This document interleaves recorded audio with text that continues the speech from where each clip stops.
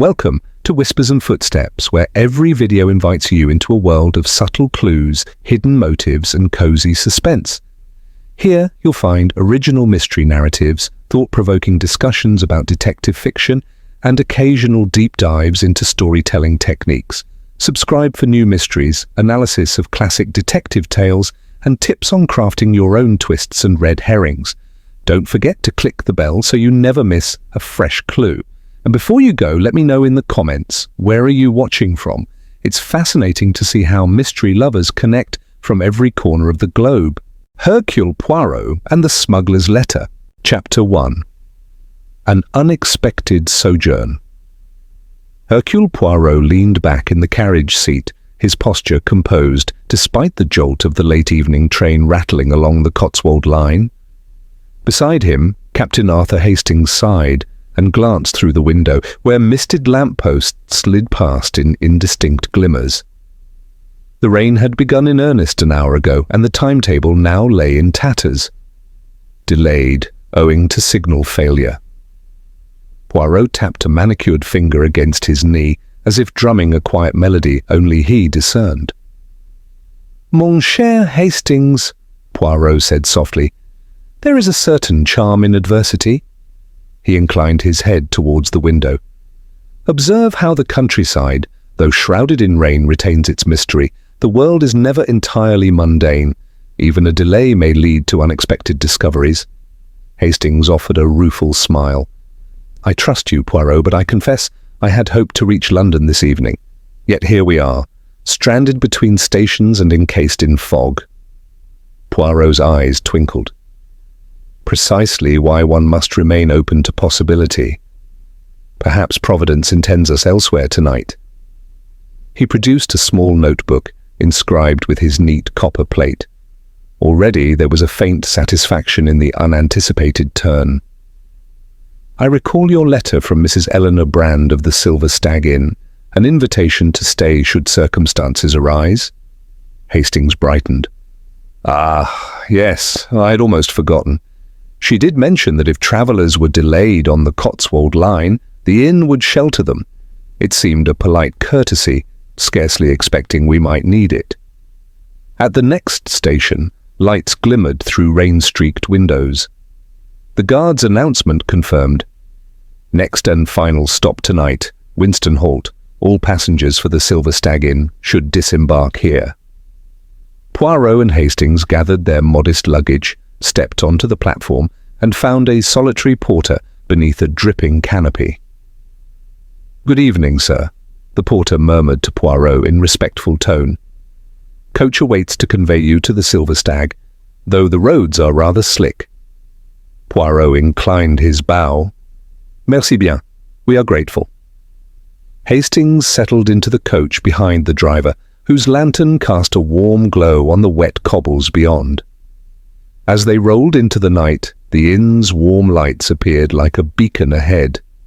The Silver Stag Inn was a venerable coaching house of honey-coloured stone, ivy-clad walls, and leaded windows that glowed with hearthlight.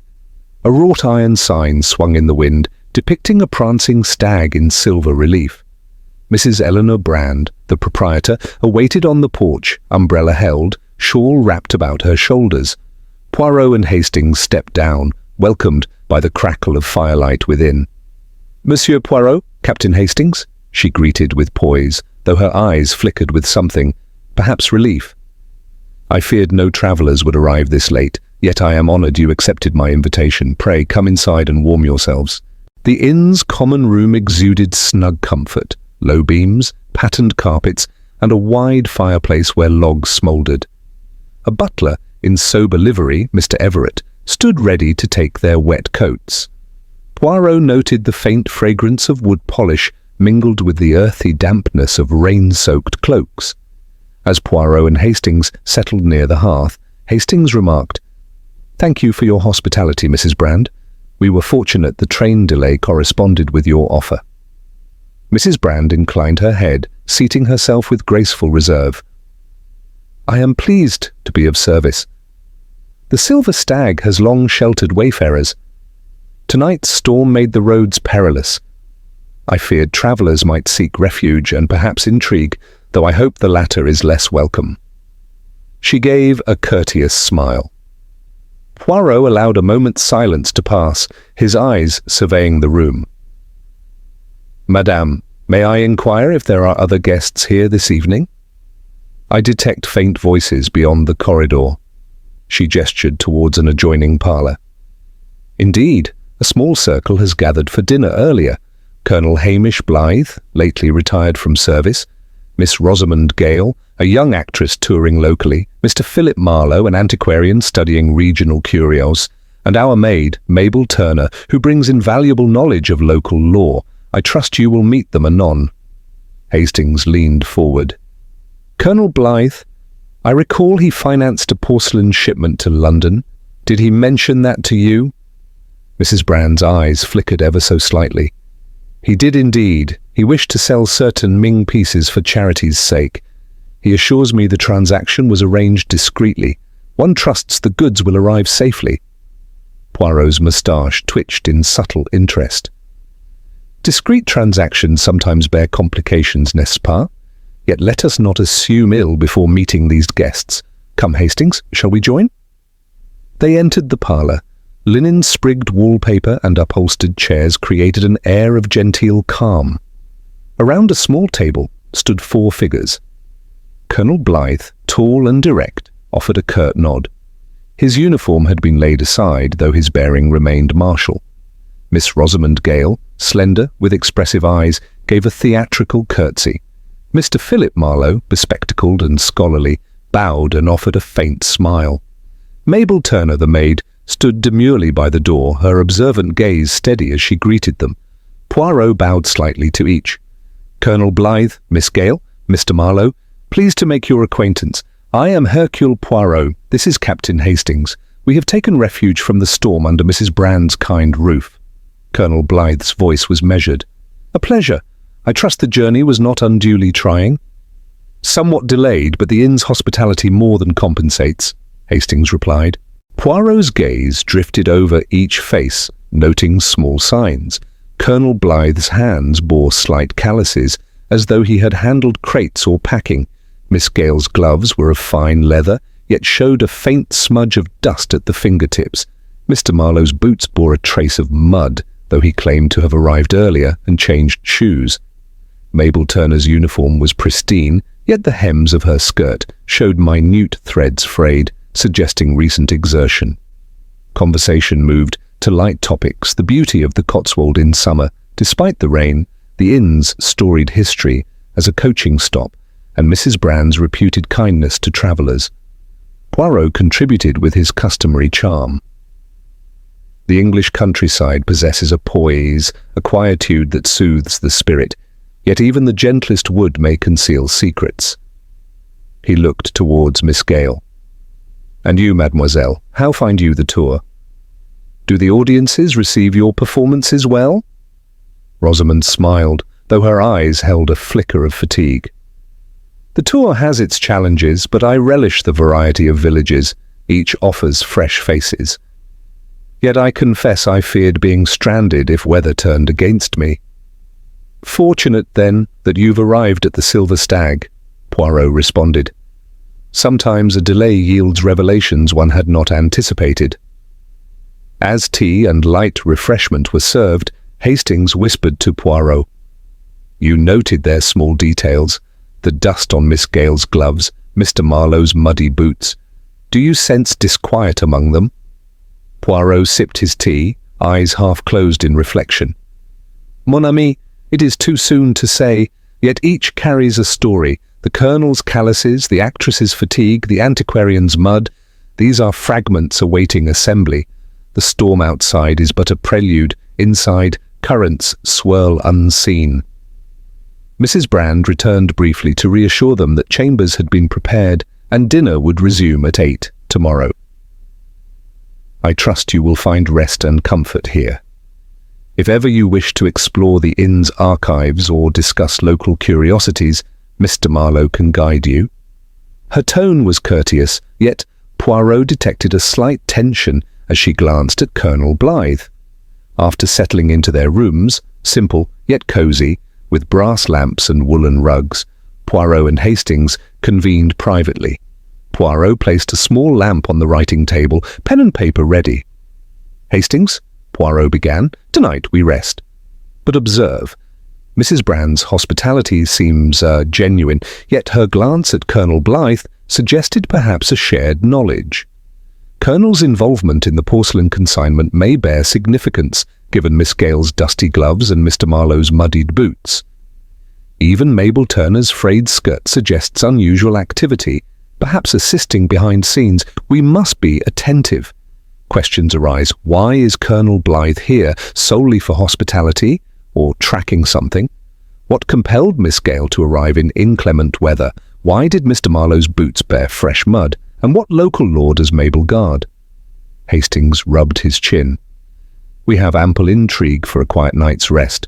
Tomorrow at breakfast we should speak individually with each. Meanwhile, I wish to inspect the courtyard and stables, if you agree." Poirot smiled. "Excellent. The little grey cells awaken best at dawn. For now, let us retire, mindful that even in stillness, clues may await discovery." As they extinguished the lamp, Poirot arranged his pillows with meticulous care. Hastings turned down the covers. The wind rattled a window pane, and the distant toll of a church clock struck midnight. In the hush, Poirot remained alert, attuned to the subtlest impressions. Thus ended the first chapter of their sojourn at the Silver Stag Inn. An unplanned arrival, a gathering of seemingly disparate souls, and the hint of secrets veiled beneath polite smiles. The storm outside may abate by morning, but within these ancient walls a different tempest stirred, one which Poirot would unravel, piece by careful piece, with discipline, insight, and that inimitable attention to the little grey cells. Chapter 2. The Stolen Parcel. A chill stillness settled over the Silver Stag Inn after the storm's worst had passed. Dawn's pale light filtered through mist-laden windows as Poirot and Hastings met in the small breakfast parlour. The mood was courteous, but taut. Each guest bore a look of polite vigilance, as though awaiting an announcement. Breakfast concluded with murmured pleasantries and the clink of spoons against porcelain. Mrs. Brand moved among her guests with gracious efficiency, yet Poirot observed that her smile did not fully reach her eyes. Colonel Blythe spoke of local tracks for a morning walk. Miss Rosamond Gale professed an intent to practice lines in the parlour. Mr. Marlowe mentioned plans to visit the inn's attic archives for manuscripts, and Mabel Turner busied herself with clearing plates, her gaze occasionally flicking towards Poirot and Hastings.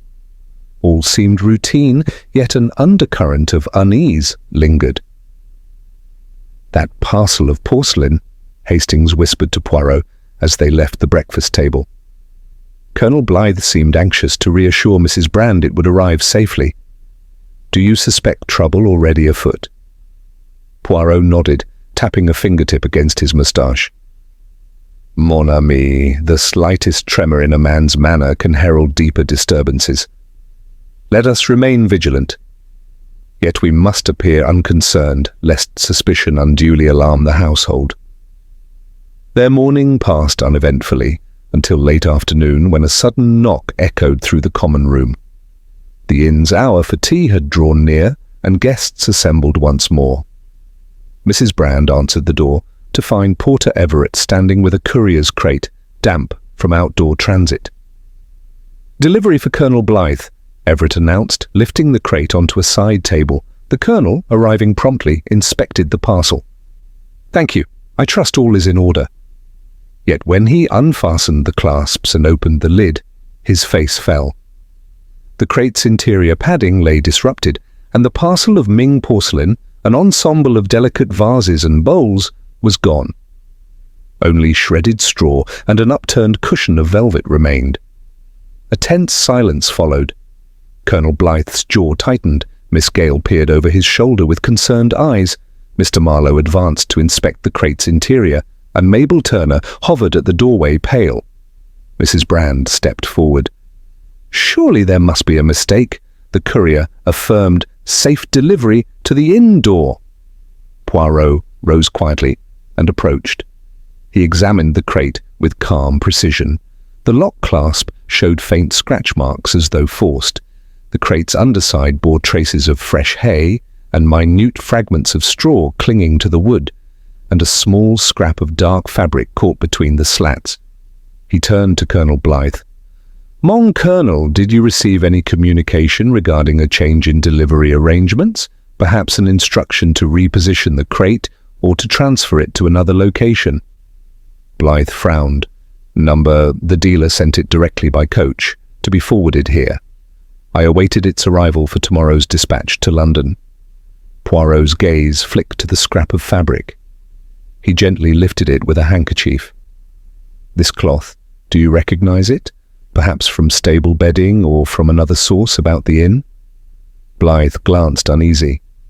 "I cannot say. It is not mine. We keep straw in the stables for the horses, of course, but I doubt how any stable bedding would adhere so neatly to a crate." Miss Gale stepped forward, voice soft but firm. "Could the parcel have been misplaced elsewhere? Perhaps someone moved it for safekeeping?" Poirot's eyes remained fixed on the crate floor. "Possible, mademoiselle, yet the scratch marks suggest intentional entry. Moreover, the crate appears not only rifled, but removed from its original footing. See how the straw fragments lie unevenly, as though the crate was dragged across a floor where hay had recently been deposited." Hastings, observing the floor around the crate, noted faint hay fragments scattered on the stone flagstones of the corridor. "Someone carried it perhaps through the stable or yard, where hay is common, then returned it here to delay discovery." Mrs. Brand crossed to inspect the corridor. "Indeed, I see straw here now. This must be fresh. No hay would normally reach the common room." She frowned in consternation. "But who, and why?" Mr. Marlowe knelt to examine the crate's underside. "These marks, they resemble hoof-shaped indentations, scarcely deep, but suggestive of a single small horseshoe or perhaps a cartwheel passing over straw-laden ground. Yet I am uncertain." Poirot pressed gently. "You study antiquities, Monsieur Marlowe. Have you knowledge of local lanes or stable routes that might enable removal of such a crate under cover of darkness or obscurity?" Marlowe straightened. "The inn's stables lie to the rear, with a side entrance onto the lane that leads past the moorland. A cautious individual might transport goods by lantern light, avoiding the main entrance, but I confess I did not consider such an act would occur here." Hastings exchanged a glance with Poirot. The pieces began to assemble into a troubling picture. Poirot addressed the group. "We must inquire who had opportunity to access the crate and its contents. The courier delivered to the inn door this afternoon. Were any present at that moment besides Porter Everett and Colonel Blythe?" Mrs. Brand considered. "Only the staff. Mabel would have been in the kitchen. Everett brought it. I was receiving guests in the parlour. The others had retired to their rooms or the garden, though in this rain there was little outdoor activity." Poirot asked Mabel Turner directly. "Miss Turner, did you observe anyone near the crate before its arrival, or hear unusual noises?" Mabel's eyes reflected nervousness. "I was in the kitchen preparing tea. I might have heard a door open, but I thought it the kitchen back door. Sometimes staff deliver provisions. I did not think to check." Poirot inclined his head. "Thank you. And Colonel, did you display the crate anywhere prior to now, perhaps in the stable for inspection or in private quarters?" Blythe hesitated. "I examined the courier's external label earlier to confirm the contents. I left it by the courtyard for a moment, intending to inspect more closely in the morning, but I did not open it then." Poirot noted the choice of words.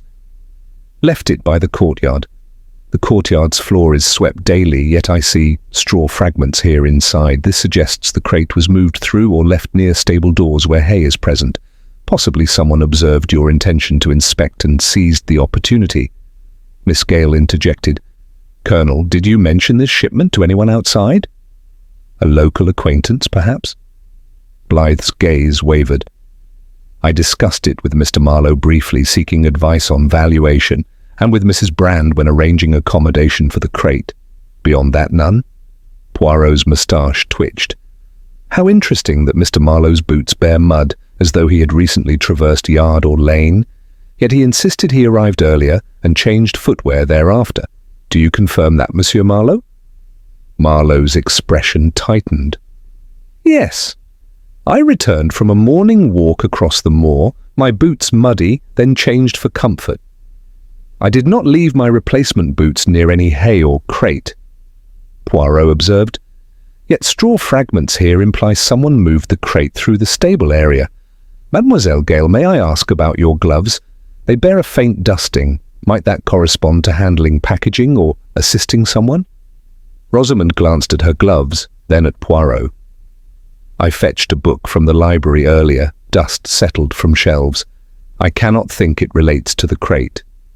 Poirot's eyes remained gentle, yet keen. A plausible explanation, yet we must consider all possibilities. For now, the missing porcelain is of paramount concern. Colonel Blythe, shall we search the stable and surrounding lanes for signs of the parcel's removal or stowage? He agreed. Poirot and Hastings, accompanied by Colonel Blythe and Mr. Marlowe, proceeded to the stable. The stable hand, summoned by Mrs. Brand, lit a lantern, revealing stalls and tack. Poirot examined the ground. There were unmistakable impressions of straw and faint wheel rut marks leading towards the back gate. Outside, along the lane, deeper wheel grooves ran into the gloom of the moorland path. This confirms movement, Poirot murmured. Someone removed the crate under cover of dusk. The question, who and why? Was this a targeted theft, knowledge of the porcelain's value, or a diversion for some other scheme? Hastings pointed to broken twigs near a hedge. Footprints here, perhaps? Though the ground is damp, I see depressions that could be shoe prints. Poirot knelt to inspect, then rose. Yes, a single set of prints heading across the moor. Likely the thief transported the porcelain for rendezvous or concealment, but the moor is desolate. Who would meet there, and why risk exposure?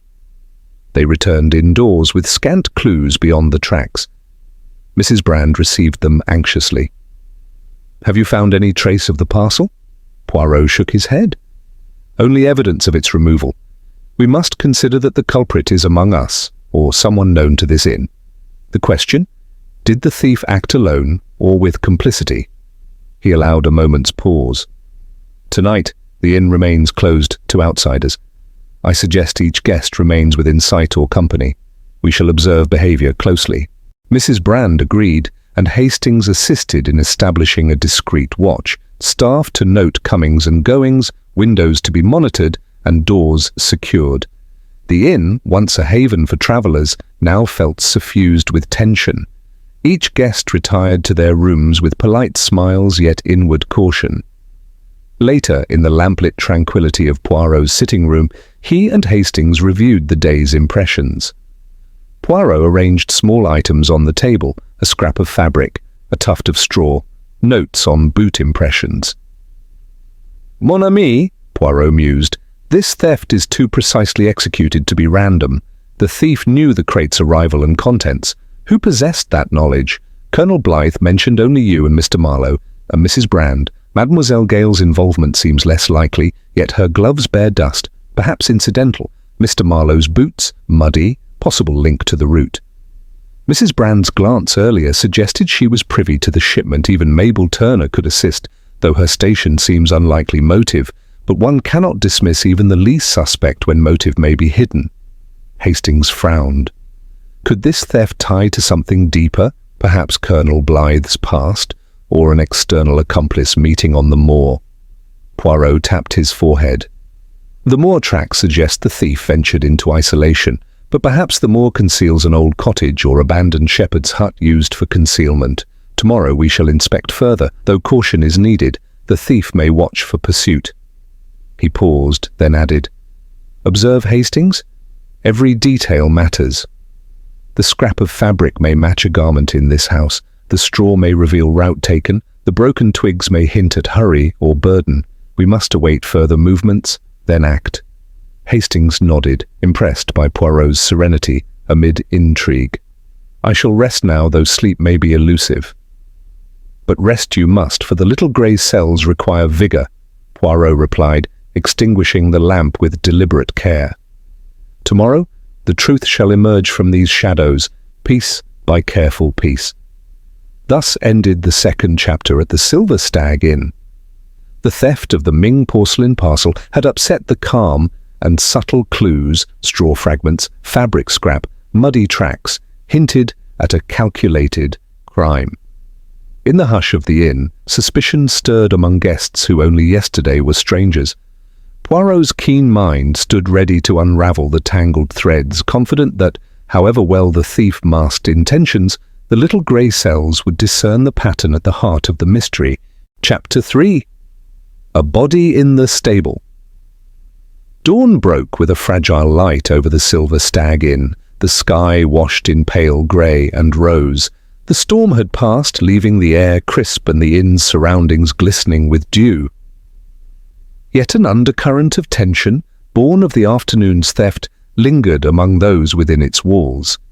Poirot, ever vigilant, rose early, his mind already turning over the subtle clues from the previous day. Hastings, restless as always after a disturbed sleep, joined him in the small sitting room off the corridor, where a single lamp cast a warm glow over their papers and notes. Before they could exchange observations, a hurried knock sounded at the door. Mrs. Brand entered, her face pale yet composed. "Monsieur Poirot, Captain Hastings, there is urgent news from the stables. The stable hand, Mr. Carter, has discovered something." Her voice trembled slightly. "He requests your presence immediately." Poirot rose, adjusting his waistcoat. "Lead the way, please." He glanced at Hastings. "It appears our sojourn at the Silver Stag grows ever more eventful."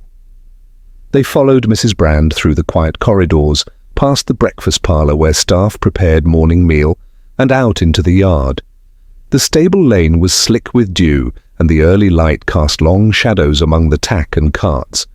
Stable hand Thomas Carter stood near the open stable door, lantern in hand, as a small knot of staff and 2 local constables gathered at a respectful distance. Inspector Vale had already arrived, his air brisk and businesslike. "Hercule Poirot," Vale greeted with a curt nod, then to Hastings. "Captain Hastings, I believe. I trust you slept well."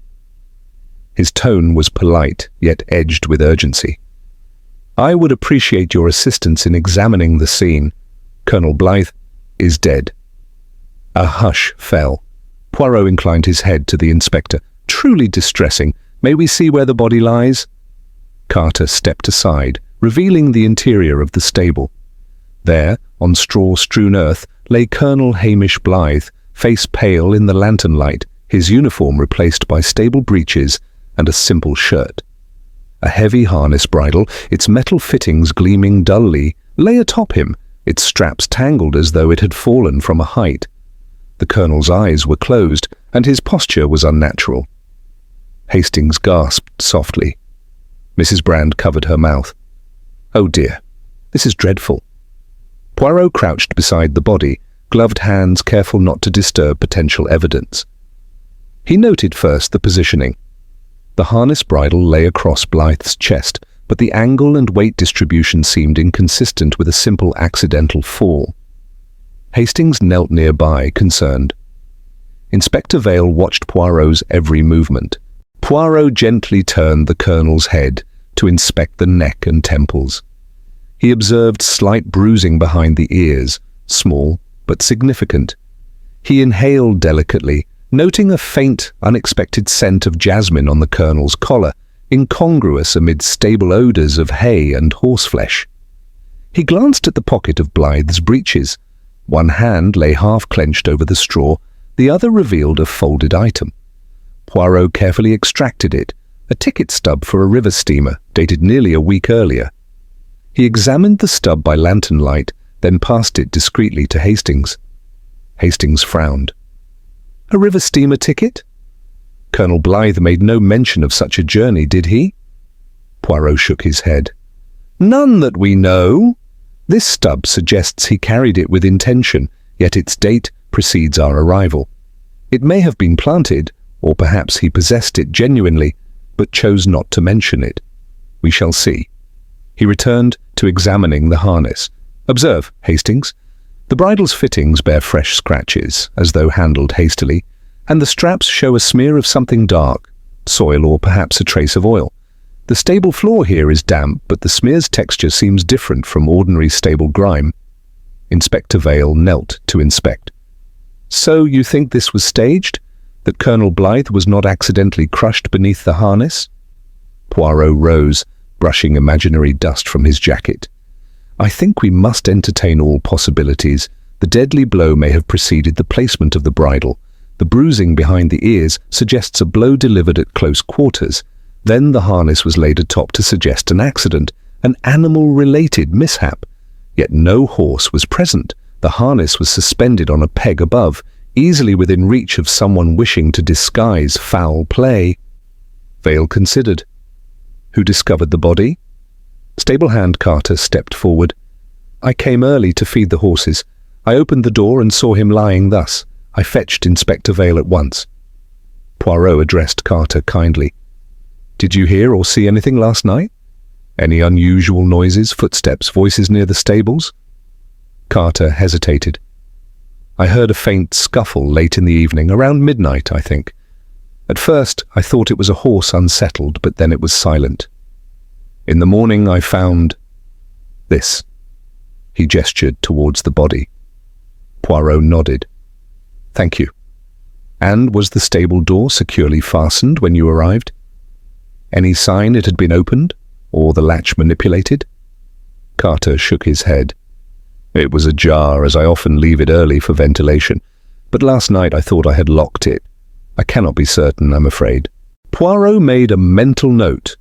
The door may have been left unlocked, facilitating entry or exit. He turned to Hastings. "We must inform Mrs. Brand and the other guests without causing undue panic. Yet the suspects are among those present last night. Permit me to ask, who had reason to visit the stables yesterday evening?" He addressed Inspector Vale. "Perhaps you could gather statements from all guests regarding their whereabouts after dinner?" Vale nodded. "Already in hand. I shall interview each promptly. Poirot, your insights shall be most welcome." Poirot then examined the Colonel's clothing. The collar of his shirt bore the jasmine scent strongly at one side, but faintly at the other, suggesting proximity to someone wearing jasmine-scented perfume. Yet the stable environment would not ordinarily carry such a fragrance. He also noted the Colonel's boots. They were relatively clean, lacking the mud one would expect if he had ventured across the moor. This suggested he had not been on an errand involving the lane earlier. The implication, he may have come here at unusual times, or his boots were cleaned before the fatal event. Poirot rose and addressed Mrs. Brand, summoned to the stable. "Madame, we regret to bring distress. Colonel Blythe has met with a tragic end. We are examining the scene for clues. Meanwhile, please ensure the other guests remain at the inn. The matter must be contained until we understand what happened." She bowed, composure regained. "Of course. I shall see to it that no one departs. God help us all." As the body was gently moved by officials into a more dignified position, Poirot and Hastings withdrew to a quieter corner of the yard, beneath the eaves where they might speak in subdued tones. Hastings exhaled. "An obvious staging, yes. The harness, the bruising, and that river ticket. Strange indeed. What do you make of it, Poirot?" Poirot tapped his fingertips. "The ticket may be a red herring or a genuine clue. If genuine, it suggests the Colonel met someone by river, perhaps clandestinely, earlier. If planted, it aims to implicate someone known to have connections to river travel. We must learn who among the guests has reason to be linked to a river steamer. Perhaps Miss Rosamond Gale, if she travelled by river, or Mr. Marlowe, if researching local legends involving the Thames." He paused. "But do not assume too quickly. We shall inquire gently, but thoroughly." Hastings frowned. "The jasmine scent troubles me. Who among the guests or staff might wear jasmine perfume? Mrs. Brand? Miss Gale? Someone else?" Poirot inclined his head. "A useful avenue of inquiry. We shall ask discreetly. Meanwhile, note the stable's organization. The bridle usually hung clear of the animal's path. Its fall in such a manner implies deliberate placement, and the scratches on metal fittings indicate hurried handling. The murderer understood the stable layout, possibly someone familiar with horses or someone who observed stable routines. Who among the guests had equestrian familiarity? Colonel Blythe himself, perhaps, but he is the victim. Mrs. Brand may be acquainted with coaching in management and stables. Mr. Marlowe might have visited for local law. Miss Gale seems less likely, though one cannot discount appearance. Mabel Turner, as maid, may know stable routines. We must question each. They returned indoors, the hush of the inn now subdued by grim news. Inspector Vale convened a meeting in the dining room, where Mrs. Brand, Miss Gale, Mr. Marlowe, and Mabel Turner gathered at separate seats, each showing pale concern. Poirot and Hastings joined Inspector Vale at the head of the table. Vale began.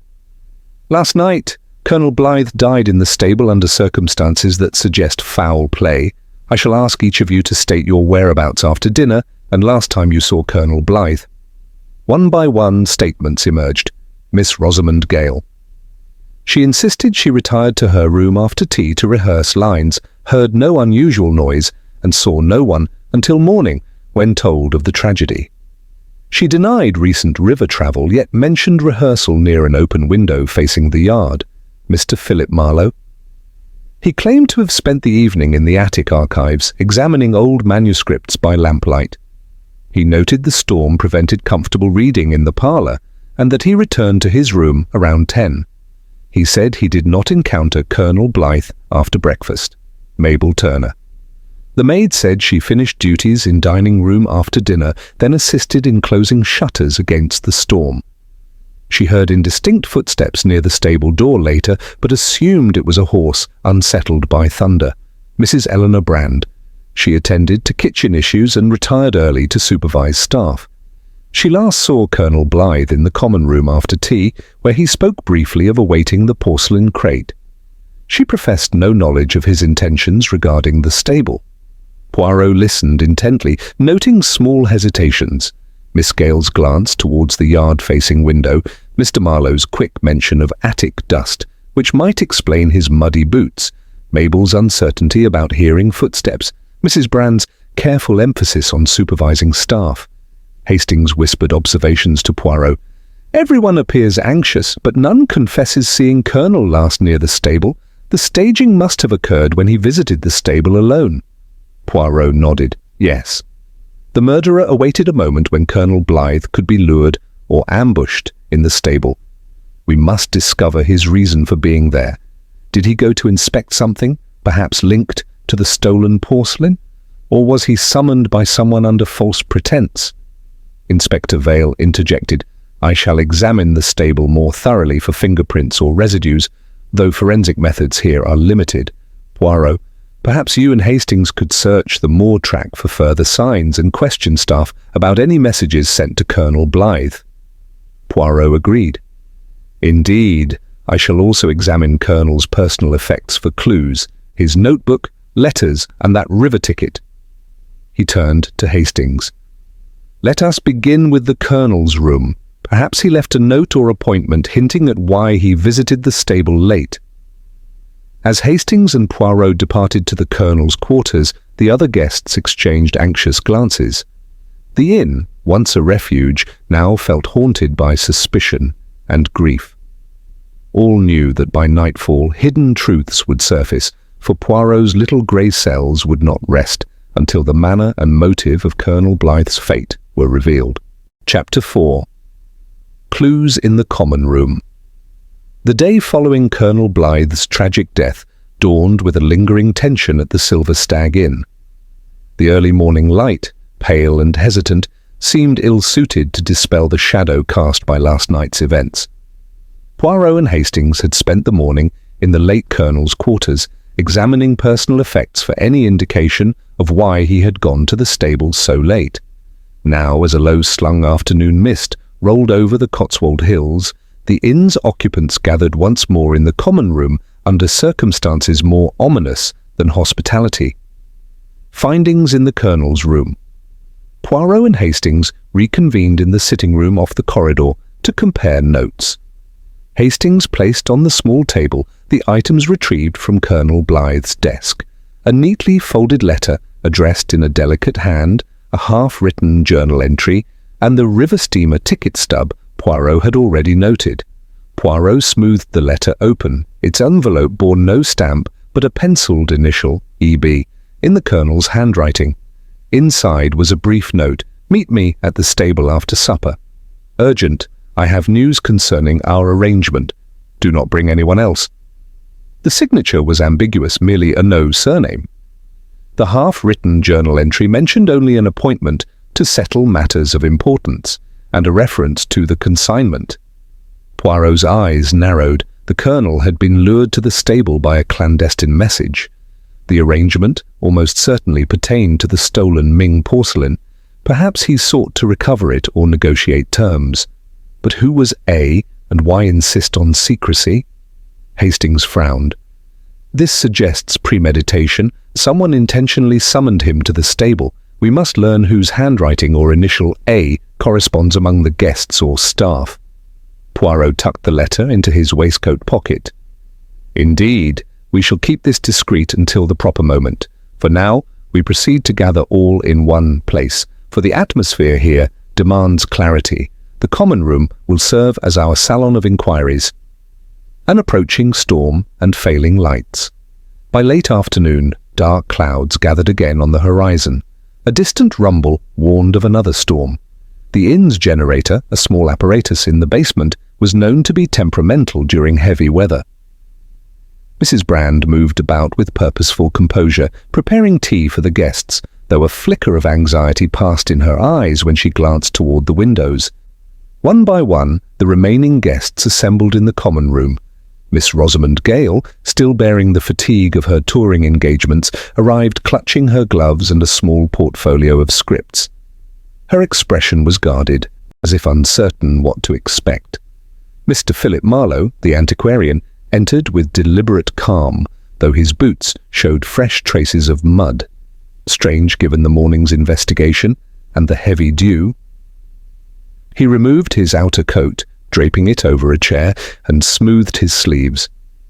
Mabel Turner, the maid, appeared with a tray of tea and biscuits, her hands steady though her eyes betrayed apprehension.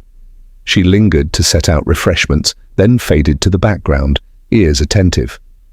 Mrs. Eleanor Brand, the inn's proprietor, presided over the group, balancing hospitality with an undercurrent of responsibility. Hastings noted she held a folded letter discreetly in one hand, possibly the same private correspondence she had secured earlier. Poirot stood near the hearth, where a fire crackled fitfully as gusts rattled the leaded panes. He addressed the assembled. "Mes amis, I thank you for gathering. We face uncertain times here, for the Colonel's fate remains a matter of grievous mystery, yet human understanding advances when minds meet in candour.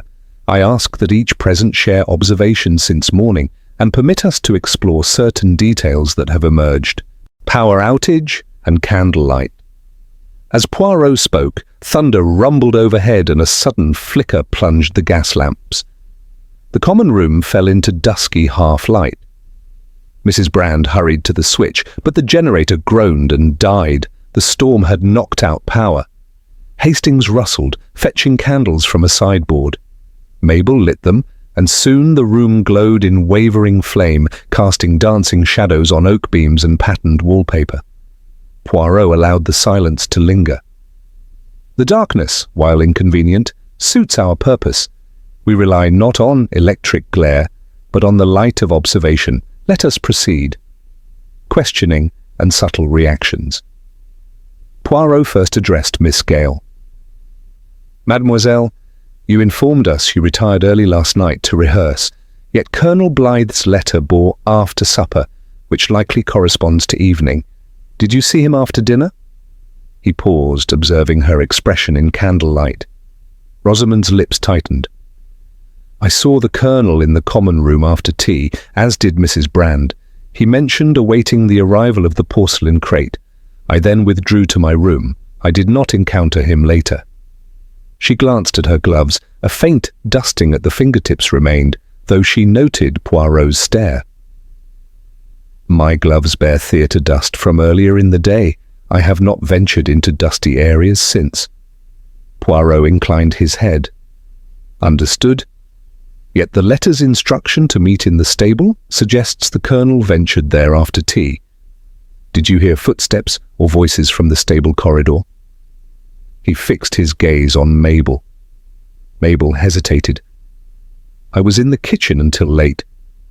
I faintly heard a door open, though I thought a stable door, around 10:30. But the storm-masked sound, I did not think to investigate further. Her brows knitted, she avoided direct eye contact, then looked toward Mrs. Brand as if seeking reassurance. Poirot nodded. Thank you, Miss Turner. Mr. Marlowe, may I ask about your boots? They bear mud, though the moor was damp early morning. Yet you said you changed footwear after returning from a walk. Have you worn those boots since?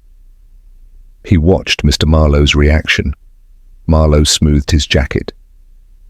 I did wear them briefly to inspect the stable after learning of the theft. I traversed the courtyard and lane to the stable entrance. I thought it prudent to see if any tracks remained. I then cleaned visible mud, but did not change boots, as the activity was brief. He spoke evenly, yet Poirot detected a slight hesitation before mentioning the inspection. Poirot's moustache twitched. Indeed, your knowledge of the stable approach could be genuine, yet the mud's pattern on the insole and treads may indicate a longer excursion across the moor. We shall consider this further. Next, Poirot turned to Mrs. Brand. Madame, you hold a letter. Might it pertain to matters involving the Colonel? Any correspondence you received for him? Mrs. Brand unfolded the note quickly, then refolded it, her fingers tightening around it. She spoke with measured calm. I received a letter this morning addressed to me, unrelated to Colonel Blythe. Private family affairs, I'm afraid. I hope you will excuse my reticence. She offered a faint smile. Poirot noted the firmness of her tone and the protective gesture of clutching the letter. Of course, madame. Yet any letter referencing the Colonel or the porcelain shipment would assist our inquiry. If you prefer privacy for personal matters, please confirm that no messages for Colonel Blythe passed through you beyond what we know. Mrs. Brand met his gaze steadily.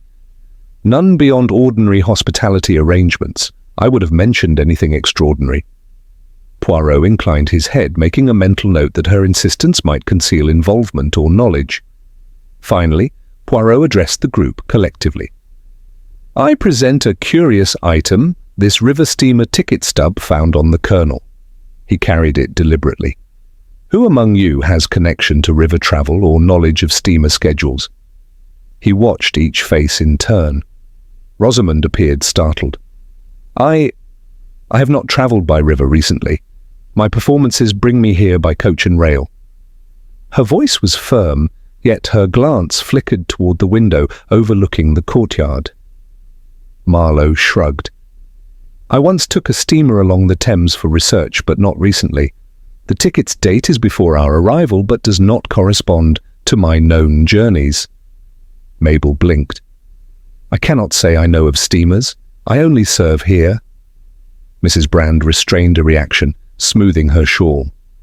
Poirot considered. Then perhaps the ticket was planted to mislead. We must discover who could use it as false evidence. Alternatively, the Colonel may have intended to meet someone by river, though without our knowledge. The letter's initial A. Did any of you know someone with that initial who might summon him? Colonel Blythe's social circle may include acquaintances beyond this inn. The guests exchanged uneasy glances. Rosamond bit her lip. Marlowe averted his eyes momentarily. Mrs. Brand held her posture rigid.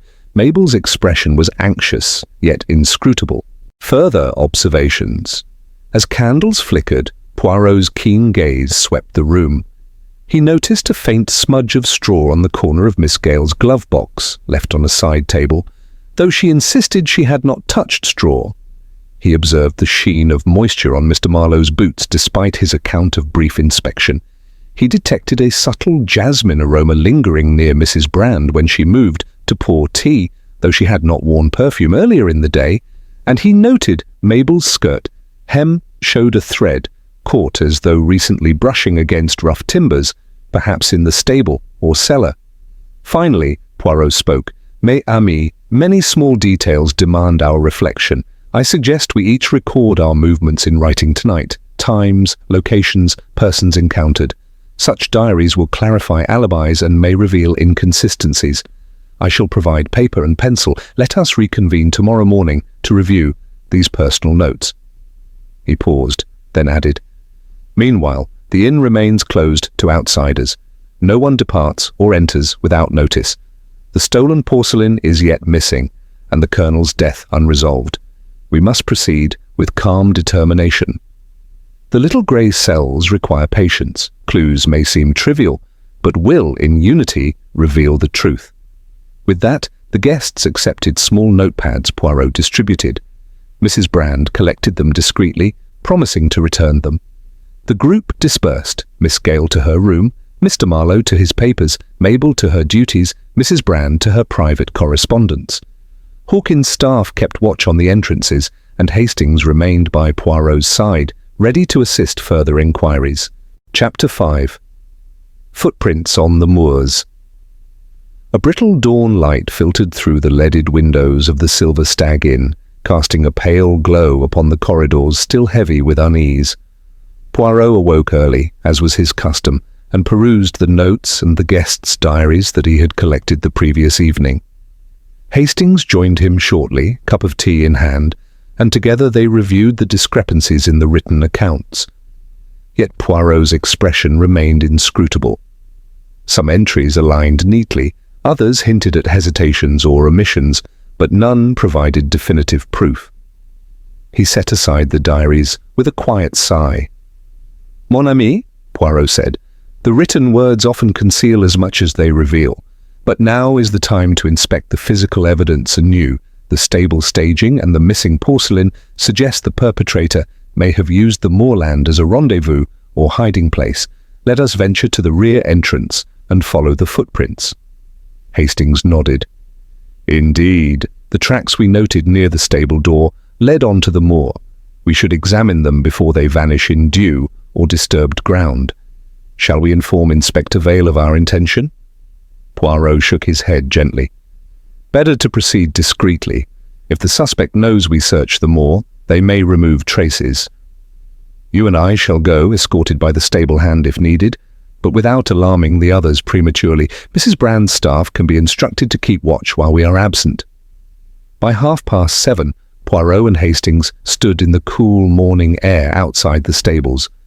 The low sun painted the distant hills in muted gold, but a chill wind carried wisps of mist across the moor. Stable hand Thomas Carter awaited with lantern and a worn walking stick. His face betrayed apprehension, yet he was ready to assist. Poirot surveyed the scene. The stable door, slightly ajar, showed faint impressions of straw and soil from the previous evening. Beyond lay the lane, curving toward open moorland. "Here, Hastings," Poirot murmured, pointing to the ground. "Note these prints, a single set of boot marks leading upward onto the heather. They appear fresh, though dampened by dew. The tread pattern is distinctive, broad soles with a shallow zigzag cleat. Do any guests wear such boots?" Hastings knelt to inspect. "Mr. Marlowe's boots fit that description, I believe. He spoke of traversing the moor yesterday. Yet he claimed only to visit the stable briefly. These prints proceed some distance across open ground." Poirot touched his moustache thoughtfully. "Precisely. The length of the track suggests the individual carried a burden, perhaps the stolen porcelain parcel or fragments thereof. Let us follow the trail, but tread lightly to preserve remaining impressions." They moved slowly along the path, Carter lighting the way. The heather was damp, each step leaving a subtle indentation. The footprints led across gently rising ground toward a cluster of gorse bushes near a shallow hollow. The moor was eerily silent, save for the distant bleat of sheep and the occasional call of a curlew. The wind tugged at their coats, and Hastings felt the weight of isolation. Any misstep here could allow the culprit to conceal evidence further. At the edge of the hollow, Poirot halted and knelt. Observe here. Fragments of ceramic, half buried in the earth, glazed porcelain shards with a distinctive underglaze pattern. These match the Ming porcelain stolen from the colonel's crate. He held a small piece to the lantern light. Look at the glaze's crackle and the cobalt motif, undoubtedly from the same ensemble. The thief attempted to conceal or dispose of damaged pieces, perhaps fearing the whole consignment would betray them if found intact. Hastings picked up a larger shard. They shattered some items here and left fragments as decoys, or perhaps intentionally broke pieces to avoid carrying a conspicuous parcel further. But why leave shards? To mislead or because escape was urgent? Poirot rose, scanning the surroundings. The gorse offers concealment. Thick, thorny bushes where one might hide a small box or bag beneath roots. Let us search more closely. They crouched among the gorse, careful of prickles, and discovered scraps of velvet lining and a small leather-bound notebook, damp but legible. Poirot opened the notebook. Inside were entries listing dates, destinations and names, shipments of porcelain and other curios marked for export. Many entries were crossed through, but one name recurred. PM, with a tally of items and an address in London. Hastings glanced at Poirot. Mr. Marlowe's initials. Or a red herring? Poirot examined the handwriting. The script is neat, but not identical to Mr. Marlowe's known writing style, as seen in his antiquarian notes. Yet the initials PM could refer to him, or maybe designed to implicate him. The listed destinations include ports accessible from the Thames, which ties to the river ticket found on Colonel Blythe. Someone familiar with shipping routes planned clandestine exports. They pocketed the notebook and continued searching. Beneath a flat stone, they found a small, battered tin box containing porcelain fragments wrapped in oilcloth and a scrap of newspaper dated 2 weeks earlier. The fragments matched minor items from the stolen parcel, perhaps broken intentionally to avoid detection while transporting more valuable pieces separately. Poirot's brow furrowed. This cache confirms smuggling activity linked to the inn. The question: who orchestrated shipments and why involve Colonel Blythe? He financed a shipment to charity, yet someone seized upon that cover to run illicit exports. Hastings shivered as a gust stirred the gorse. We should report to Inspector Vale. This evidence implicates someone at the inn. The track leads directly from stable to moor, and the notebook's markings point to PM. Yet we must be cautious. Is the evidence genuine or planted to frame Mr. Marlowe? Poirot nodded gravely. We proceed with prudence. Let us retrieve the fragments and the notebook, then return to the inn and present our findings to Inspector Vale. He may act on this evidence, though we shall counsel restraint until further corroboration emerges. They retraced their steps along the muddy track back to the stable. Near the door, Hastings paused. Poirot, note that these footprints began inside the stable courtyard.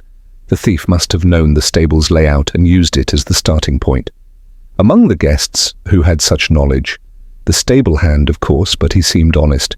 Mrs. Brand as proprietor, Mr. Marlowe's earlier visits, perhaps Mabel Turner if she assisted with stable duties, all under careful consideration. Poirot smiled faintly. Exactly, Hastings. The smuggling ring requires knowledge of the inn's routines and local routes. Now to Inspector Vale. Confrontation with Inspector Vale. Back at the inn, they found Inspector Vale studying the stable and courtyard. Poirot approached, producing the notebook and porcelain shards. Hastings laid out the fragments and the tin box on a side table in the common room, now lit by midday light as the storm clouds drifted away. Poirot addressed Vale. Inspector, we have discovered this cache on the moor, porcelain shards from the stolen parcel, concealed beneath gorse, also a notebook listing shipments under initials PM indicating smuggling activity. The footprints lead directly from the stable to this location. Vale examined the items with interest. This is significant evidence. We can arrest the individual whose initials match.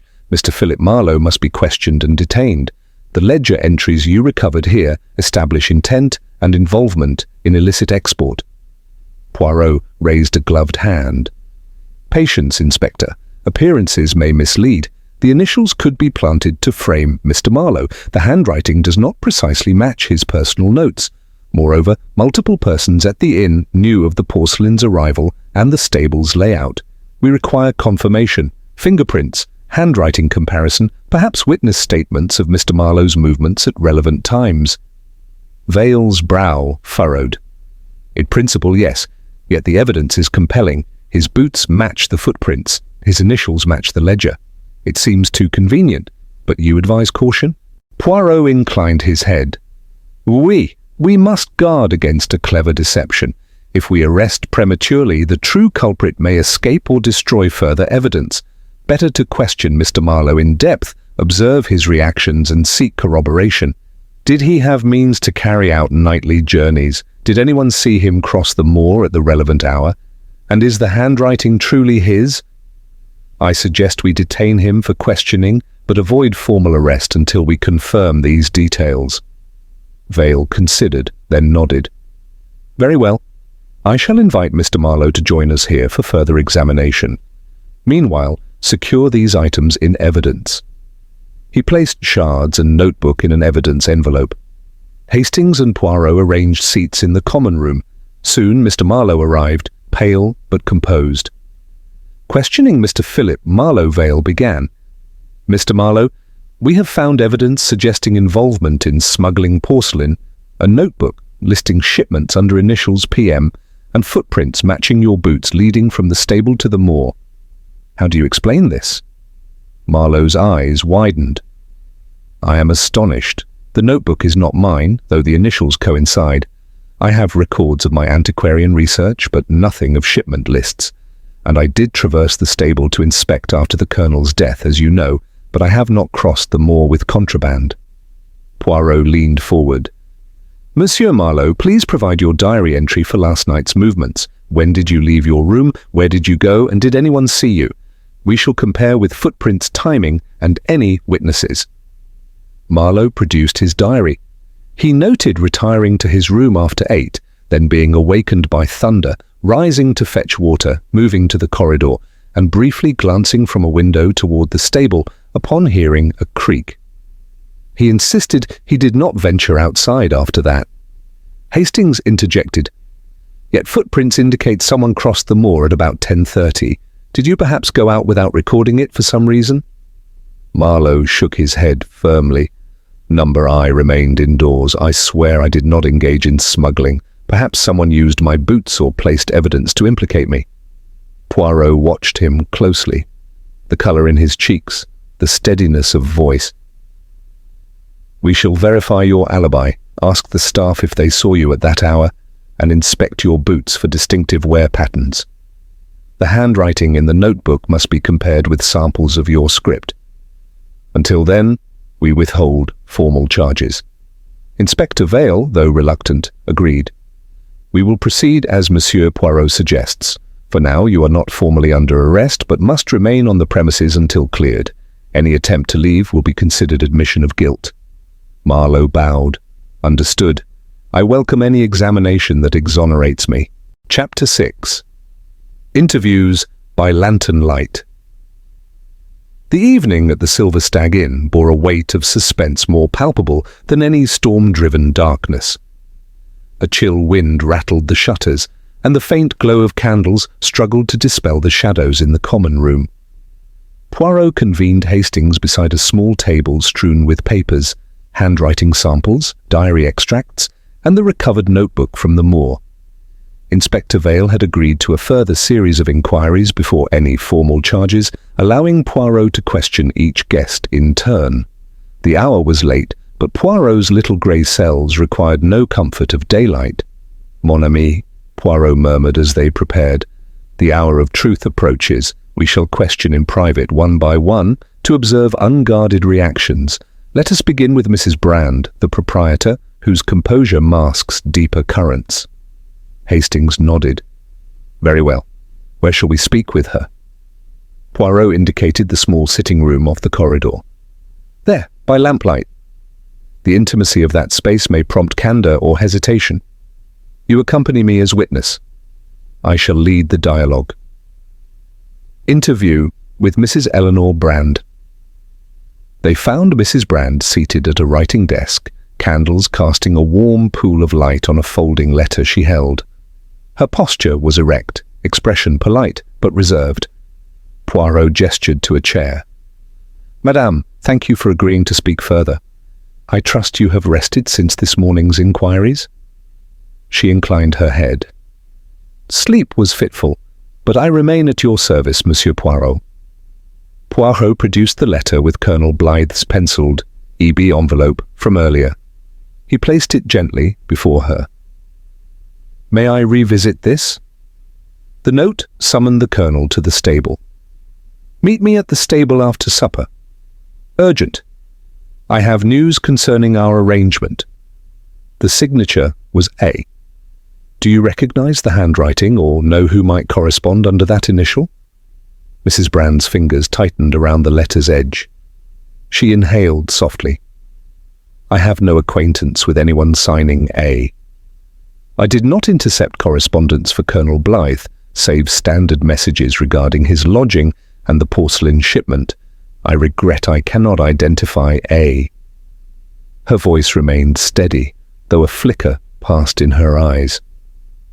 Poirot inclined his moustache in a gesture of sympathy. "Of course, yet I must ask, did you observe the Colonel in conversation with any individual prior to yesterday's events, particularly about the consignment he financed? Anyone pressing him regarding finances or requests for assistance?" She paused, gaze lowered. "Colonel Blythe spoke to me casually of the shipment's delay and potential value. He mentioned no adversary. However, I recall he alluded to a person who claimed knowledge of antique exports, an acquaintance from London perhaps. He did not name them." She hesitated. He seemed troubled but would not elaborate. "He believed the porcelain might conceal greater secrets, though I do not know to what he referred." Poirot noted the hesitation. "Greater secrets? Intriguing. Might that relate to smuggling operations we have uncovered? Did you ever notice the Colonel receiving visitors or messages beyond the usual staff, for example telegrams or someone arriving discreetly?"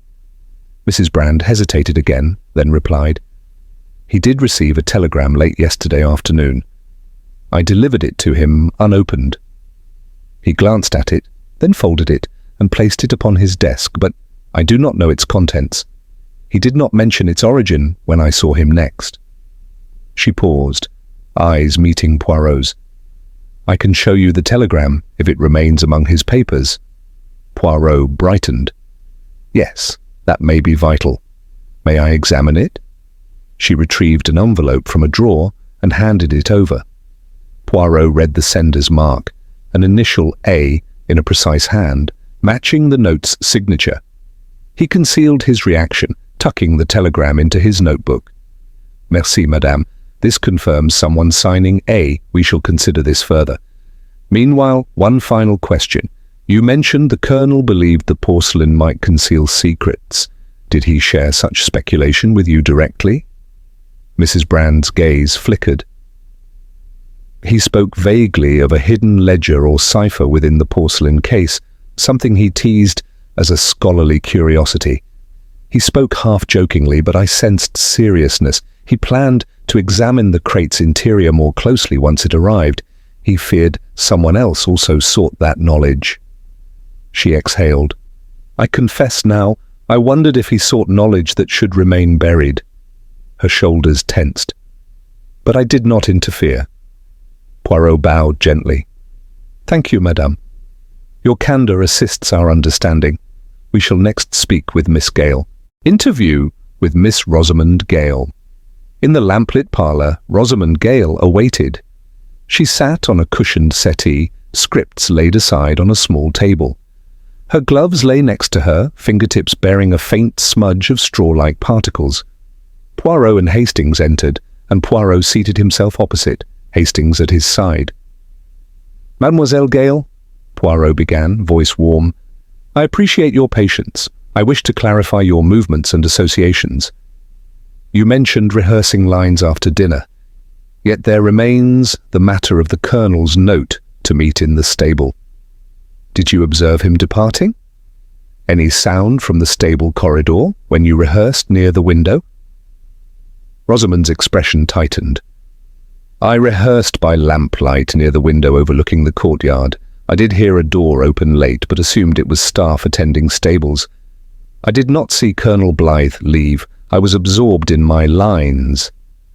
She paused, then added, I did once encounter him in the courtyard yesterday, speaking with a stranger whose face I did not see. He wore a coat and hat and spoke quietly. They parted quickly. I only glimpsed from a distance. Her voice wavered slightly. Poirot sat forward. A stranger? Interesting. Did you note distinctive features, voice, clothing, even a scent? He watched her closely. Rosamond considered. His coat was dark, somewhat travel-worn. I thought perhaps a stable worker or courier, though he wore gloves and spoke with an air of civility. I recall a faint scent of tobacco and something floral, perhaps jasmine, but I might be mistaken. She met Poirot's gaze. I did not think to mention earlier, fearing it irrelevant. Yet now I wonder if that meeting related to the Colonel's plans. Poirot's moustache quivered. Not irrelevant at all. The combination of tobacco and jasmine suggests someone carrying tobacco pipe or cigar and wearing perfume. Unusual pairing. Do you recall approximate time? She hesitated. Perhaps around 10 o'clock after I retired. It was dark and stormy. I observed from the window as best I could. Poirot nodded. He produced the river ticket stub. Might the Colonel have intended river travel with this stranger, or was the ticket planted? Did you ever hear the Colonel speak of journeys by river? Rosamond shook her head. Not to me. He mentioned London connections, but not recent travel. The stranger seemed to arrive unexpectedly. I did not see them again. She glanced at Hastings. I fear I may have overlooked something important. Poirot offered a reassuring smile. Your observation is valuable, thank you. One last matter. These smudges on your gloves, could they derive from handling costumes only? Or might you have touched straw or packaging by chance? He studied her closely. She flexed her gloved hands.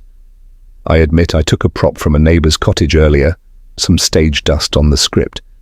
But straw? I cannot say. If I passed near the stable door, perhaps stray fragments adhered. But I did not enter. Her tone was earnest. Poirot noted her sincerity, yet reserved judgment until corroboration. Interview with Mabel Turner.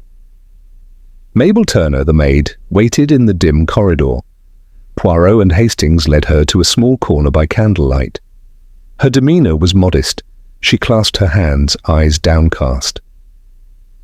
Miss Turner, Poirot began gently, you mentioned hearing footsteps near the stable after dinner. I wish to understand fully your duties and observations. You assist with both dining room tasks and occasional errands to the stable? Do you recall any irregular requests last evening? Mabel's eyes flickered. I serve in the dining room, clear tables and sometimes deliver messages. Yesterday evening after dinner, Mrs. Brand asked me to fetch fresh candles for the corridor and check shutters in the stable area against the draught. I went alone, lantern in hand. I heard a door open, but did not approach further. I thought it a horse moving in its stall or a staff member. She swallowed. I did see a scrap of paper flutter near the stable door, but thought little of it then. Poirot leaned forward. A scrap of paper? What did it appear? Size, writing, anything distinctive? Mabel hesitated, then said, It was small, perhaps half the size of this card. I did not read it, but I recall a faint pencil mark visible as it fluttered. I retrieved it later but misplaced it among linens. I fear it may now be lost. She looked contrite. Poirot's moustache twitched. Regrettable, yet understandable. The paper may bear the message that summoned the Colonel. You also assist in stable routines occasionally. Did you note any unusual activity there, or lantern movements not associated with usual chores? Mabel considered. The stable hand usually locks up by 9. Last night I saw a light in the stable later, but presumed he attended to an ill horse. I did not think to question him directly. I regret now not reporting at once. Poirot offered reassurance. Your candor is appreciated. One further matter. Your family background, you mentioned your mother was a china restorer. Did she work with porcelain shipments? Could that knowledge relate to the stolen parcel or smuggling ledger? Mabel's cheeks coloured. My mother restored fine china until her shop closed when cheap imports undercut her business. Colonel Blythe offered to commission her work once, but later withdrew, favouring cheaper repair methods. She bore resentment, though she never spoke of revenge. I did not share his grievances directly. She glanced down. Yet someone might exploit that history to implicate me or frame others. Poirot nodded gravely. Thank you. You have given much thoughtful detail. We shall reflect further. Interview with Inspector Vale. Present. Revisiting Mr. Marlowe. Finally, Poirot and Hastings rejoin Inspector Vale to revisit Mr. Marlowe, now with handwriting samples and the telegram signed A, present. The questions here were more forensic, comparing scripts and exploring motive links. Poirot presented the telegram and note initial A to Marlowe, asking if he recognized the penmanship. Marlowe studied them but denied familiarity. Poirot then contrasted the notebook's entries with Marlowe's genuine writing. Subtle differences in stroke and flourish indicated the ledger was not wholly his. Inspector Vale noted this, albeit reluctantly, since initial evidence had pointed to Marlowe. Poirot then questioned Marlowe about the scrap of paper Mabel mentioned, speculating that A might refer to someone known to the Colonel. Marlowe admitted no acquaintance with anyone signing A, but expressed shock at Colonel's dealings in smuggling. Poirot observed Marlowe's discomfort when discussing his mother's ruined restoration business. Though Marlowe claimed detachment, the emotional undercurrent surfaced briefly. Reflections and emerging patterns. After all interviews concluded in the small hours, Poirot and Hastings retired to their sitting room. Hastings poured fresh tea as Poirot reviewed mental notes. The interviews have clarified much, Poirot said quietly. Mrs. Brand received the telegram from A, which summoned the Colonel. Who is A? Perhaps an associate in smuggling, or someone with personal connection. Mrs. Brand's delivery of the telegram confirms her involvement in passing messages, though she may not be originator. Miss Gale's observation of a stranger speaking with the Colonel suggests clandestine meeting. Jasmine's scent noted there too. Mabel's errand delivered lantern to the stable area, unwittingly facilitating the rendezvous. Mr. Marlowe's ledger appears planted to incriminate, given handwriting differences. Hastings stirred the tea. And Mrs. Brand's knowledge of the Colonel's speculation of hidden secrets in the porcelain, she may have known more than she admitted. Her composure wavered when questioned. Who benefits if Mr. Marlowe is framed? The proprietor controls the inn and could divert suspicion. Poirot tapped his forehead. True. Yet motive extends beyond convenience, finances, loyalty to others, or rescue of someone. Recall the smuggling ledger listed shipments marked for export. Someone within this circle orchestrates illicit trade. The Colonel evidently discovered it and sought confrontation, hence the note. The murderer summoned him to the stable to silence him. But why involve Mabel's family history, or attempt to frame Marlowe, perhaps to remove obstacles or distract the investigation? Hastings sipped his tea. We need identify A and the stranger Miss Gale saw. Also trace telegram origin. If we examine Colonel's correspondence further or consult local post records, we may find the sender. And inspect the hidden cellar blueprint Hastings found earlier. Could that cellar serve as storage for smuggled goods? Poirot nodded. Exactly. Tomorrow we pursue those avenues, examine postal marks, compare handwriting more widely, inspect the concealed cellar for signs of recent use. For now, we rest, though my mind remains alert. The little grey cells sift these impressions, each hesitation, each scent of jasmine, each smudge of straw. Soon the pattern will emerge, unveiling the architect of this tragedy and the smuggling ring. As candles guttered low, Poirot arranged his papers methodically. Hastings admired his calm resolve. Outside, the wind howled, but within the Silver Stag Inn, the storm of suspicion intensified. Yet with each interview, the fog around the truth thinned, and Poirot, ever confident in his methodical approach and psychological insight, prepared to trap the culprit in due course. Chapter 7. Midnight at the Cellar Hatch. A wind-driven gust rattled the shutters of the Silver Stag Inn as dusk gave way to night, carrying with it a faint echo of distant thunder. Inside, the common room candles flickered, casting dancing shadows upon the oak panelling. The events of recent days weighed heavily on every occupant: the stolen porcelain, Colonel Blythe's tragic death, the smuggling ledger, and the lingering question of who had orchestrated the crimes. Poirot, seated near the hearth, felt the tension keenly. Tonight, he intended to draw the culprit into the open. Preparations for the trap. Earlier that evening, Poirot had convened Hastings and Inspector Vale in the sitting room. A single lamp illuminated the concealed blueprint of the inn, showing the hidden cellar hatch Hastings had discovered. Poirot spoke in low tones. "Mon ami, Inspector, we propose a search of the cellar. Our theory suggests the smuggled fragments, or clues to further shipments, may be hidden there. By announcing this search, we encourage the guilty to revisit the hatch under cover of darkness, retrieving or concealing evidence. Hastings, you will station yourself by the hatch entrance, concealed in shadows. Observe silently. Should anyone come, you will detain them with minimal commotion." Hastings inclined his head, determination in his eyes. Inspector Vale, though uneasy at such a ruse, recognized the logic. "Very well. I will inform Mrs. Brand and the guests that we intend a thorough search at midnight. If nothing is found, at least we reassure them.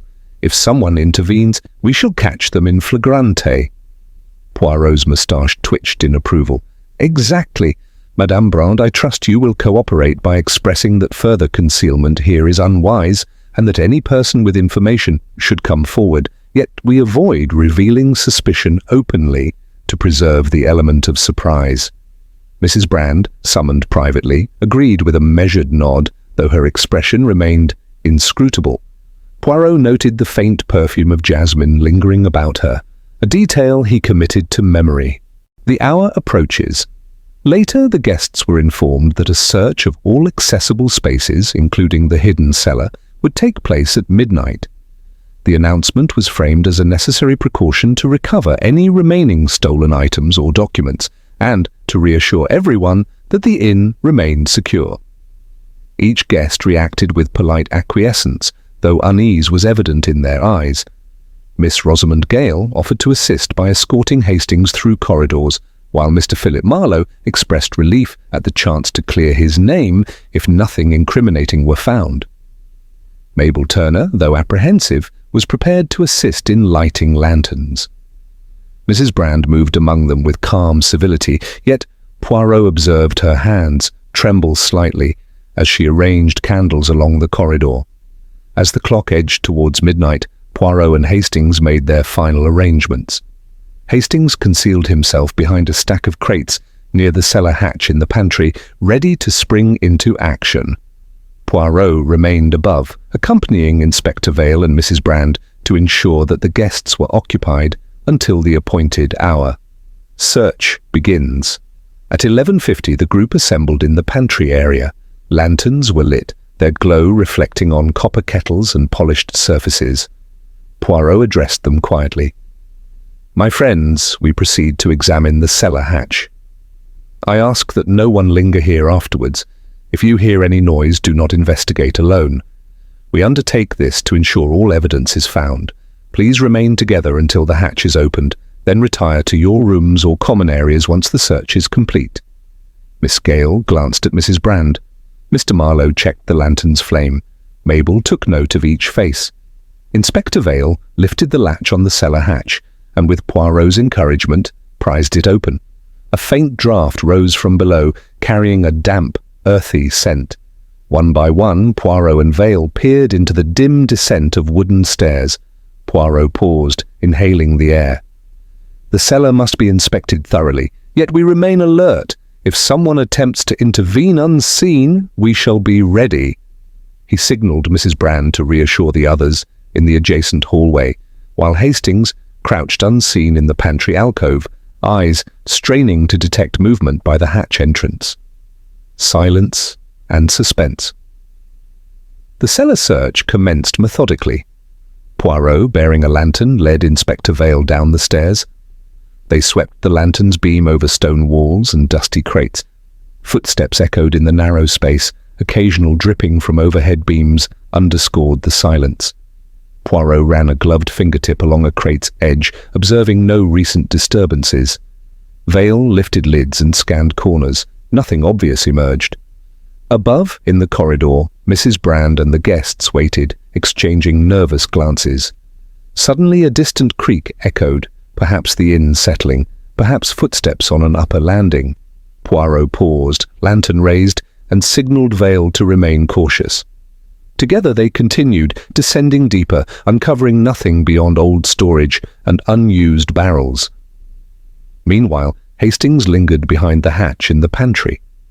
His eyes adjusted to the gloom. He listened intently for any sound beyond the cellar search.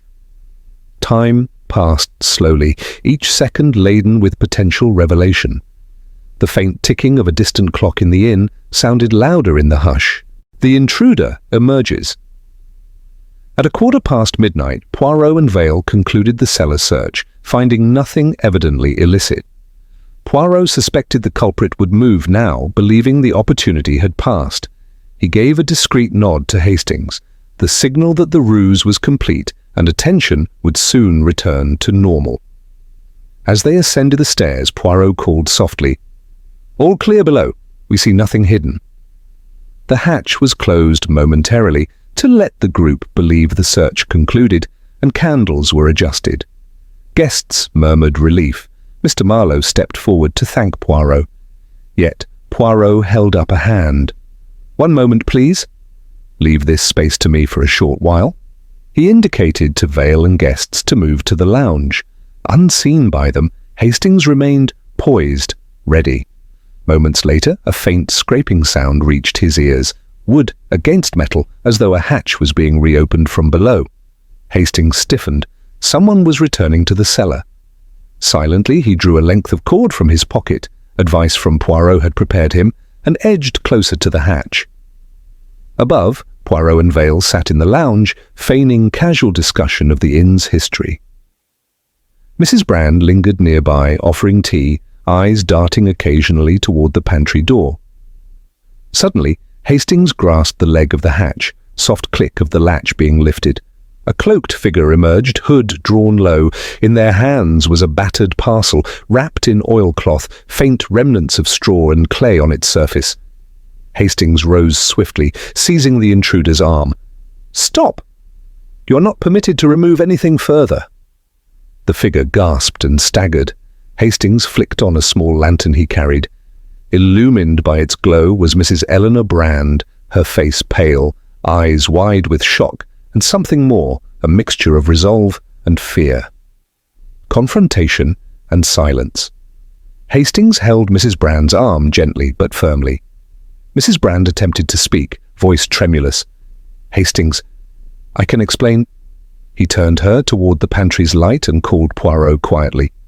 "Monsieur Poirot, I have intercepted Mrs. Brand removing a parcel from the cellar."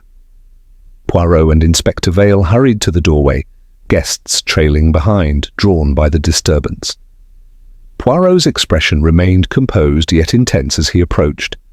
Mrs. Brand stood, the parcel in her hands, oilcloth torn, porcelain fragments peeking out. A faint scent of jasmine wafted from her, mingling oddly with the cellar's damp odour. Poirot observed, without immediate accusation, "Madame, you have retrieved this package. Pray tell us, what does it contain and why do you carry it at this hour?" His voice was calm, precise, leaving no room for evasion. Mrs. Brand's shoulders trembled. She glanced at Hastings, then at Poirot. I came to retrieve letters and items belonging to my husband. They were hidden here for safekeeping. I did not wish them discovered by others." Her voice quavered. "I found mention of them in his documents, a parcel he entrusted to me. I thought to remove them before more damage occurred." Poirot's gaze narrowed slightly. These items appear to include porcelain fragments from the stolen consignment. How do you explain their presence in the cellar in connection with your husband's affairs? And why hide personal letters here rather than in your own quarters? Mrs. Brand swallowed, eyes filling with tears.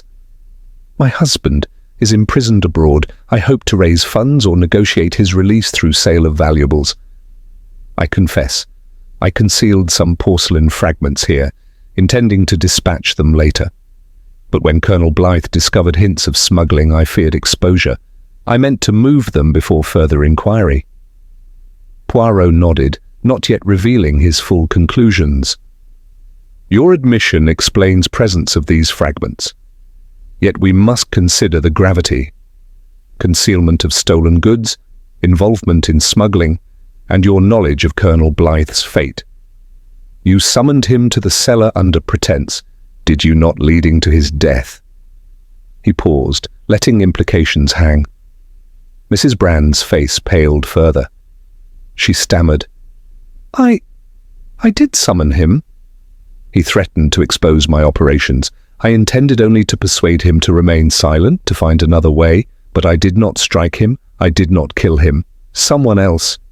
Hastings exchanged a glance with Poirot. The confession partial, but key details remained unspoken. Poirot addressed her gently. Madame, we shall explore that matter in full. For now, you have revealed involvement in smuggling and concealment. The question of Colonel Blythe's death will follow. Inspector Vale, I propose we secure Madame here until dawn and continue our inquiries. Inspector Vale stepped forward. Certainly. Madame Brand, you must remain here for questioning. No harm will come, but we require clarity on all incidents. Mrs. Brand, trembling, allowed Vale to guide her to a chair. Poirot directed Hastings, bring the parcel's contents to the table and place them under inspection. I shall attend to the rest. Hastings complied, arranging the fragments before the group. Poirot noted the patterns. They matched the shards found on the moor, confirming Mrs. Brand's account of concealment and linking her to the smuggling ledger. Aftermath of the trap. As the guests watched in silent astonishment, Poirot addressed them. Madame Brand has confessed to concealing porcelain fragments here, intending to manage their disposal. This explains some mysteries, the smuggling ledger entries, the footprints across the moor, and the planted evidence against Mr. Marlowe. Yet the question of Colonel Blythe's death remains. Madame claims not to have killed him. We shall examine that in due course. He turned to the assembled. Miss Gale's face was pale. Mr. Marlowe looked relieved, yet apprehensive, and Mabel stood quietly, absorbing the revelation. Hastings remained alert, noting every reaction. Poirot's tone was measured. He withheld final judgment, preserving suspense for the ultimate denouement. Later, as Mrs. Brand was escorted to a secure chamber, and the parcel was logged as evidence, Poirot and Hastings retired to their sitting room. Hastings exhaled. Remarkable. Mrs. Brand herself orchestrated much, smuggling operations hidden in the cellar, framing of others, and perhaps involvement in Colonel's fate. Yet she denies the killing. Poirot sank into his chair, eyes bright with purpose. Indeed, Hastings, the trap has borne fruit. We have unveiled a principal participant in smuggling and uncovered her midnight venture. But her claim regarding Colonel Blythe demands scrutiny. Did she employ another to confront him, leading to his death? Or did events spiral beyond her intention? Tomorrow's revelations will complete the picture. For now, we rest, though the little grey cells remain active. Outside, the wind abated, leaving the inn in a hush more profound than any storm. Within the Silver Stag, the greatest secret lay no longer in darkness. Madame Brand's involvement was exposed, yet deeper truths awaited their discovery at dawn. Chapter 8. The little grey cells speak. The Silver Stag. Inn lay hushed as dawn's first light crept through misted windows, but within its walls the air brimmed with anticipation. Yesterday's midnight revelation that Mrs. Eleanor Brand had been concealing smuggled porcelain fragments resolved one facet of the mystery, Yet the question of Colonel Blythe's death remained. Now, in the oak-panelled dining room, Poirot would gather all parties for the final denouement. Each guest, pale but composed, assembled as instructed: Miss Rosamond Gale, Mr. Philip Marlowe, Mabel Turner, Inspector Vale, and, under discreet guard, Mrs. Brand herself. Hastings watched Poirot with quiet deference, aware that every nuance of expression and speech would be weighed in the balance. Poirot rose, moustaches immaculately waxed, demeanour calm yet commanding. The dining room's heavy drapes were drawn to temper the morning glare, and candles flickered gently, lending a solemn gravity to the occasion. "Mes amis," Poirot began in measured tones, "we meet at last to untangle the final threads of our inquiry. We have discovered smuggling operations hidden within this inn, and we have learned that Colonel Hamish Blythe met his tragic end in the stable, yet the full truth of who struck the fatal blow and why remains to be elucidated. I ask your patience as I recount the sequence of events as revealed by the little grey cells and the evidence gathered." He turned to Inspector Vale. "Inspector, you may recall the physical clues. Bruising behind the Colonel's ears indicating a blow administered at close quarters, the harness arranged to simulate accident, the river steamer ticket stub found in his pocket, planted to mislead, and footprints leading across the moor, initially attributed to Mr. Marlowe, but later shown to belong to another boot tread, the smuggled fragments concealed in the cellar connected to Mrs. Brand's operation, ledger entries under initials PM intended to frame Mr. Marlowe, telegram signed, a summoning the Colonel to a supposed meeting at the stable. All were pieces of a deliberate design to divert suspicion and protect the true culprit. He paused, allowing the assembled to absorb this précis. Mrs. Brand's gaze was fixed on the table. Miss Gale watched Poirot intently. Mr. Marlowe appeared relieved, yet wary. Mabel Turner's expression was tense. Hastings remained at Poirot's side, ready to assist. Poirot continued, "Let us consider first the letter and telegram signed A, addressed to Colonel Blythe. Meet me at the stable after supper. Urgent. I have news concerning our arrangement." Who could A be? Handwriting analysis revealed the script matches examples found upon Mrs. Brand's personal stationery, initial A, standing for Amelia, her given name. Thus, Mrs. Brand summoned Colonel Blythe to the stable under false pretense. Mrs. Brand's eyes widened imperceptibly. Poirot met hers, gently but firmly. "Madame, you delivered that telegram to the Colonel yourself, knowing he trusted your hospitality?" He came alone, expecting a private discussion. "What arrangement did you wish to discuss?" Mrs. Brand's voice trembled. "He discovered my smuggling scheme. He threatened exposure unless I paid him a sum or relinquished certain profits. I summoned him to plead for discretion and propose another solution. I did not intend violence." Poirot inclined his head. "Your motive in summoning him is thus established. Next, the footprints across the moor. Initially thought to match Mr. Marlowe's boots, further scrutiny showed the tread pattern corresponded not to Mr. Marlowe's footwear, but to the stable hand's boots, Thomas Carter's, whose sole pattern matched exactly. Carter aided you unwittingly, perhaps arranged to retrieve concealed fragments, yet the actual blow came from close contact with the Colonel's person." He turned his gaze to Carter, present at the room's periphery. Carter shifted uneasily. Poirot continued, "But the bruising behind the ears indicates a hand or object striking from behind. Who then delivered that blow?" Mrs. Brand, when confronting the Colonel in the stable, had the opportunity. "You yourself admitted to meeting him there, madam. In the struggle that ensued, you struck him in panic or anger, instinctively, with your gloved hand, inflicting the fatal injury. The harness was then placed atop his body to simulate accident." A hush fell. Mrs. Brand's face flushed, tears gathering. She looked to Hastings, then to Poirot. Hastings spoke gently. "Madame Brand, is this true? Did you strike Colonel Blythe in the stable?" Mrs. Brand's voice broke. "Yes." "I summoned him to reason with him. He refused to relent, insisted on blackmail. In the moment I reacted, I struck out in desperation. He fell. I thought only to frighten him. When I saw he lay still, I panicked and arranged the harness to suggest accident. I never intended to kill him." Poirot nodded gravely. "Your confession aligns with the physical evidence. Jasmine's scent upon the Colonel's collar from your perfume during the struggle, the scrap of fabric torn from your shawl when the Colonel resisted, straw fragments on your clothing and boots after moving him, and the placement of fragments and ledger entries to frame Mr. Marlowe. Your knowledge of the stable and cellar enabled both smuggling and the staging of his death." He addressed the group. "Mr. Marlowe was innocent of smuggling. The ledger entries under PM were crafted to divert suspicion. Miss Gale's observation of a stranger speaking with the Colonel referred to your disguised approach. Mabel Turner's errands delivered lanterns and perhaps the telegram. She acted unwittingly in your scheme. Carter's footprints led to the moor where you hid fragments. He was used as tool rather than instigator. The river ticket stub too was planted, for Colonel Blythe had no real river rendezvous. It misled investigators toward imagined meetings." Miss Gale exhaled.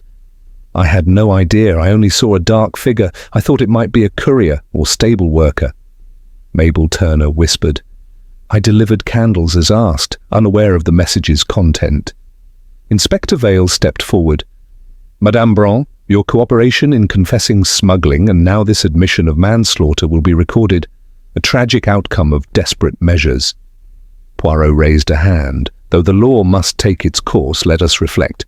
Colonel Blythe's actions precipitated these events. He blackmailed Madame Brand upon discovering illicit operations. Yet violence is never justified.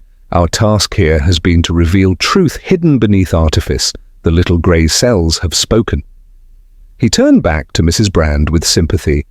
"Madame, your motives, desire to secure funds, perhaps for your imprisoned husband, led you to smuggling. The Colonel's discovery led to blackmail. Your panic led to his death. All of this might have been avoided had alternate counsel been sought. Yet we accept your confession and the inevitability of consequences." Mrs. Brand bowed her head, tears falling. "I understand. I acted in fear and folly." Poirot concluded to the assembled. "Thus the mystery is resolved. Colonel Blythe died by a blow administered by Mrs. Brand in the stable. The rest was elaborate staging, the harness, the planted evidence, the smuggling concealment. Mr. Marlowe is exonerated. Miss Gale and Mabel Turner are absolved of involvement beyond unwitting assistance. We thank Inspector Vale for his diligence, and you all for your patience." He addressed Inspector Vale. "Inspector, you may now proceed with formalities. I trust the evidence collected and Mrs. Brand's own admission will support the case." Reflections. After the verdict later, in the sitting room, Poirot and Hastings prepared to depart the Silver Stag Inn. The household had resumed a subdued normality. Mrs. Brand was to accompany authorities. Mr. Marlowe planned to continue his antiquarian pursuits elsewhere. Miss Gale, though shaken, looked forward to returning to her tour. Mabel Turner found employment in a different locale, though the memory lingered. Hastings poured tea as Poirot reflected. "Mon ami, the case was complex. Smuggling hidden beneath the inn's respectable guise, blackmail, and a fatal struggle disguised as accident. The clues were subtle. Jasmine's scent betraying the presence of Madame Brand, the torn fabric from her shawl, the footprints across the moor traced to the stable hand's boots, the forged ledger entries implicating Mr. Marlowe, the telegram initial A pointing to Amelia Brand. Each piece seemed innocuous alone, yet, together, painted the perpetrator's portrait." Hastings nodded slowly. "Indeed, the little grey cells excel in assembling such fragments. One wonders if Colonel Blythe's own actions might have forewarned by different choices, but that falls outside our remit." Poirot smiled gently. "Yes, Hastings, human nature is intricate. Fear, desperation, opportunity, all conspire. Our role is to illuminate truth, however painful.